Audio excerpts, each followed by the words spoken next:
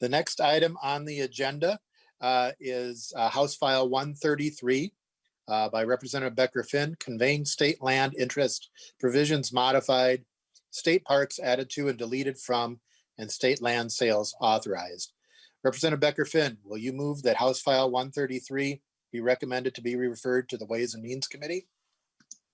Yes, Mr. Chair, that would be my motion for House File 133 to go to Ways and Means.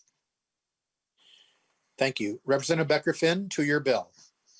Thank you, Mr. Chair. So House File 133 is the 2020 lands bill. And so this is another one of those bills that was left unfinished due to the disruption of our work in March 2020.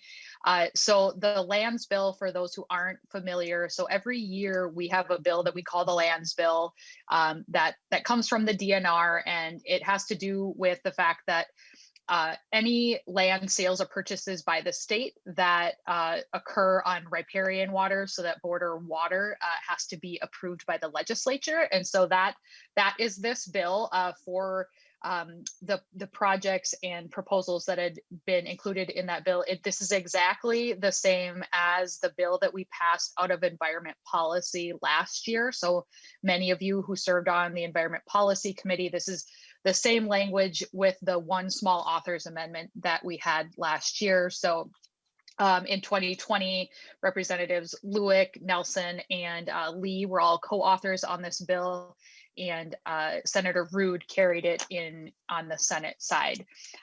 So I am going to now turn it over to my testifier from the DNR to sort of go through more of the details, and then I will be available for any questions members might have. Ms. Damon, state your name and association for the record. Thank you, Mr. Chair. My name is Susan Damon. I am the Assistant Director for the Division of Lands and Minerals with the Minnesota Department of Natural Resources. So I'll walk through the bill section by section. Section 1 amends Minnesota Statute Section 84.63 to allow the DNR to convey easements for trails, highways, roads, or flowage for development of fish and game resources, stream protection, and flood control to federally recognized Indian tribes. Section 2 amends Minnesota Statute Section 92.502 to allow the DNR to assess a lease applicant fees to cover the reasonable projected cost of monitoring the construction of recreational trails or facilities on DNR administered state lands. This language mirrors statutory provisions that already allow the DNR to assess such monitoring fees for construction of utility licenses and improvements on easements granted by the DNR. Section 3 adds 36.72 acres to the boundary of Fort Snelling State Park in Dakota County. There is also a corresponding deletion from Fort Snelling State Park in Section 5, Subdivision 1. The boundary changes are intended for a future transfer of custodial control between the DNR and MnDOT that will consolidate management of state lands. These are already state-owned lands and will not change any state ownership. It's just a transfer of custodial control. Section 4 adds 30.07 acres to the boundary of Iron Range Off-Highway Vehicle Recreation Area in St. Louis County. This is also currently a state parcel that is managed by the PCA. It will provide a critical east-west trail connection between Gilbert and Virginia.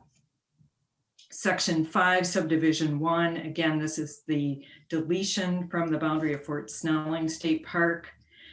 Subdivision 2 deletes 4.02 acres from the boundary of William O'Brien State Park in Washington County.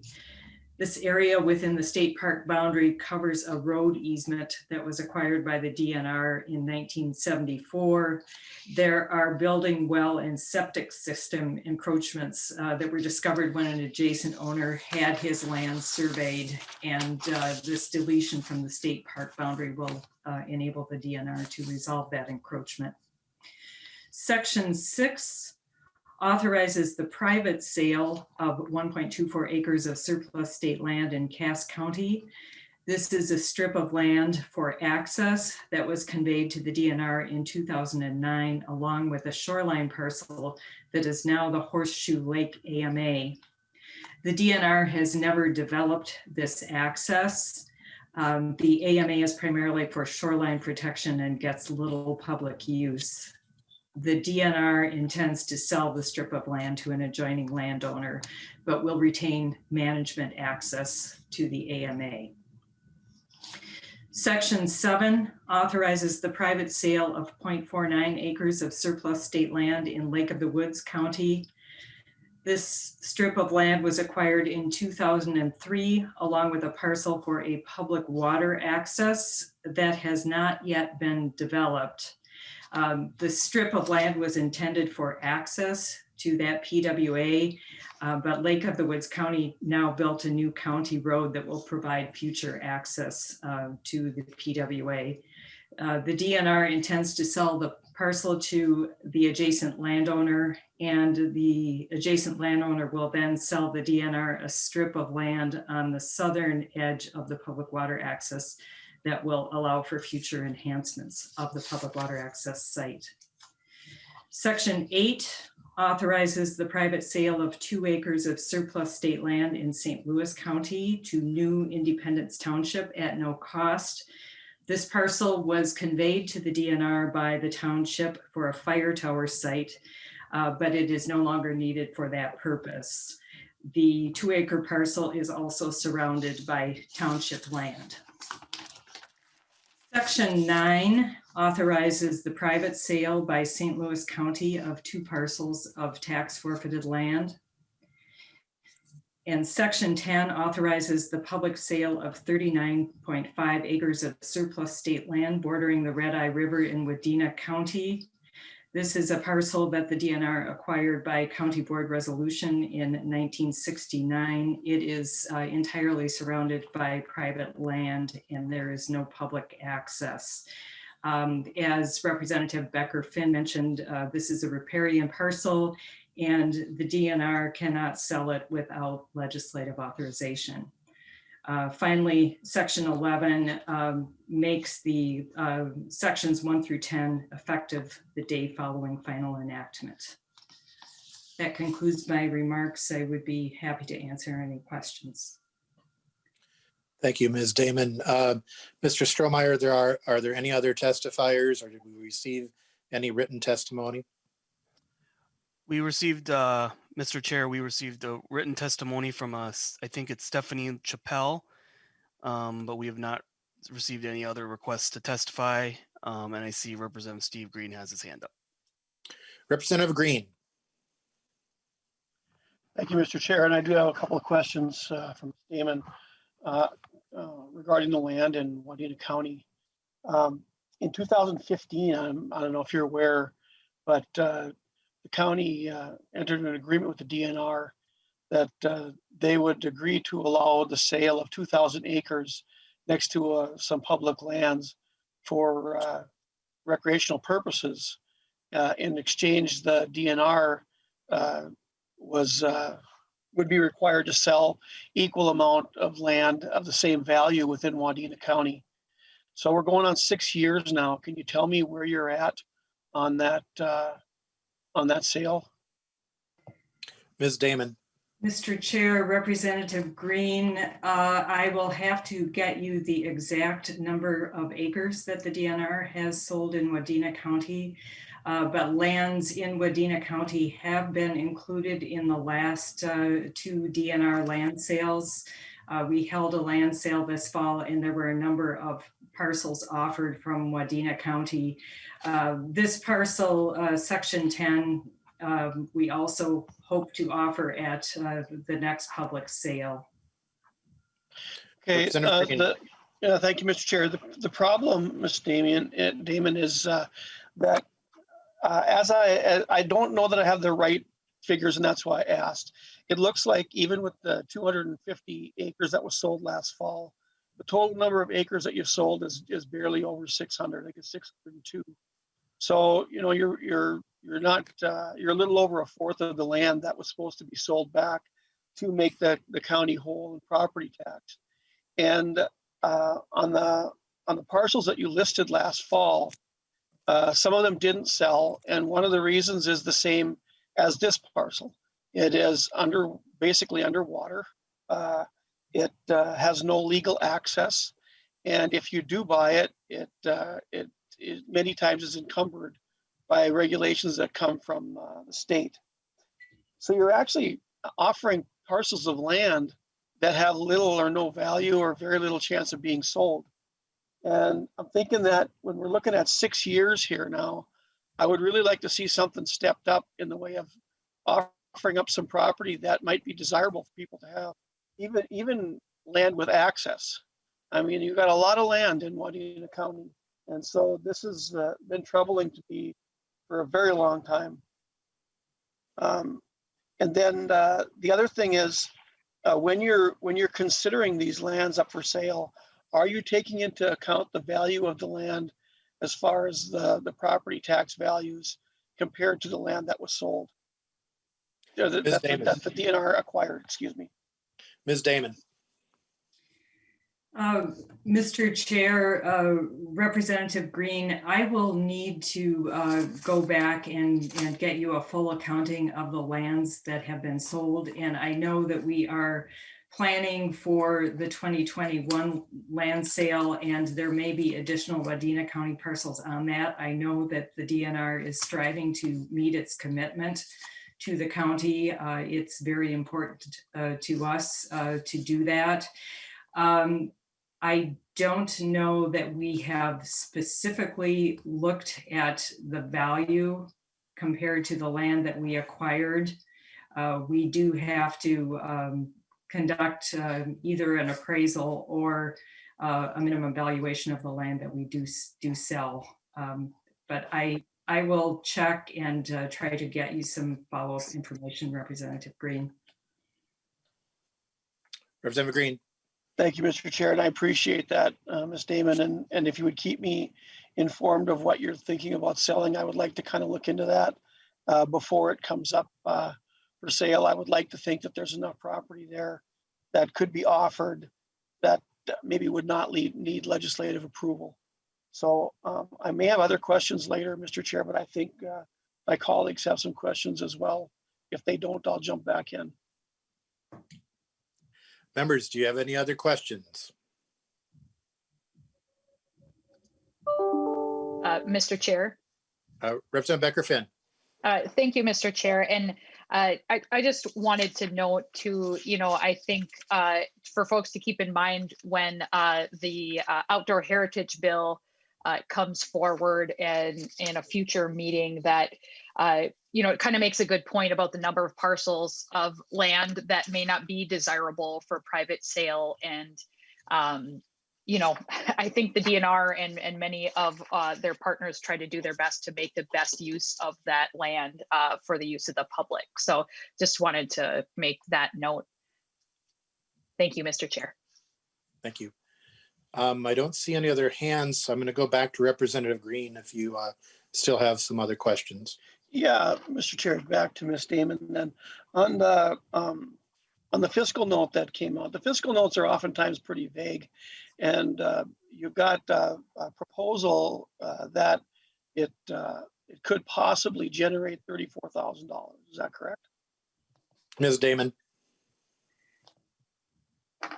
Mr. Chair, Representative Green, that is correct. The 34,000 would be our estimated values from the lands that would be sold, excluding the parcel that would be sold to the township at no cost.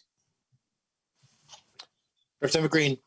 Thank you, Mr. Chair. Then the 34,000, is there any accounting in there for what the DNR, what it costs you to advertise this land or to put it up for bids? Is that the net, I guess, or is that the gross of that, of those sales? Ms. Damon. Mr. Chair, Representative Green, those are the land values of the parcels, and we have authority to recover costs for certain expenses, and those are added to minimum value prices, so we recover our costs. Representative Green. So what you're saying is that the cost for selling the property is included in that 34,000. Mr. Chair. Ms. Damon. Mr. Chair, Representative Green, no, the fiscal note currently only covers the land values because we don't know at this point what the costs, the additional costs to sell the property will be. Representative Green. Okay, thank you. Are there any other questions? Are there any other questions? Representative Heinzman. Thank you, Mr. Chair. Representative Green brought up an issue on here that I just wanted to try and get some clarification on. So lines 2.24 through 2.30, some new language here. The commissioner may assess the lease applicant, and we're just discussing that a fee. Is this something that we could expand on a little bit? So if in years past these kinds of transactions were coming up, how were the costs covered? Was that coming out of DNR's budget? And if it was, why do we need to make an adjustment here if we hadn't previously been requiring that these fees be paid through this new process? Ms. Damon. Mr. Chair, Representative Heinzman, this is intended to only be used in a rather limited circumstance for large recreational trails. These costs have been covered in the past, but we are currently doing leases for such large projects that they really dwarf what had been done in the past. And there is, when a recreational trail is constructed, there is a lot more need to monitor than with DNR, just a very basic lease for a few acres of land. And we have found that in some of these projects, there is a need for somebody from the DNR to be on site to ensure that the lessee complies with the restrictions and the requirements that are in the lease. We currently have authority to assess these types of fees with our utility licenses. For example, the Enbridge Line 3 project where it crosses state land. The taxpayers are not paying for those monitoring fees. The company is paying for those monitoring fees. Representative Heinzman. Thank you, Mr. Chair. So two things then, I guess. If you already may do this, why do we need to put it in statute? Why do we need to codify it here? And if there are limitations as to what you're wanting to do, I think you just mentioned that in some cases, this is something that you would prefer to use. If there are cases where you wouldn't, why isn't it spelled out here so that we could see kind of where those limits are? Ms. Damon. Chair, Representative Heinzman, to clarify, we have statutory authority that allows us to assess monitoring fees for construction of utility licenses. That is in law. as is authority to assess monitoring fees for improvements on easements that are granted by DNR. But we currently don't have express legal authority to assess those fees on recreational trail leases. And so that's what we are seeking here. To your question, Representative Heinzman, about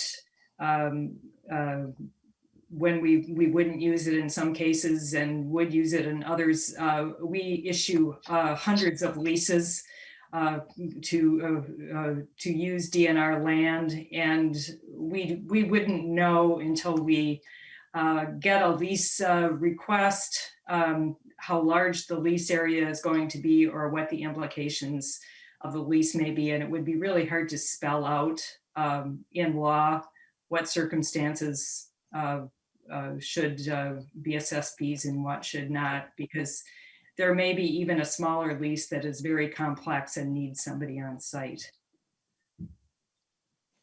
Representative Heinzman.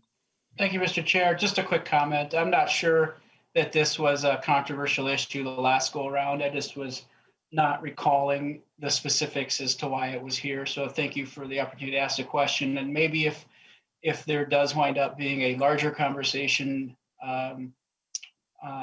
in the other chamber, it might be something that comes back up. I don't know that it would, but just putting it on the radar. Any other questions?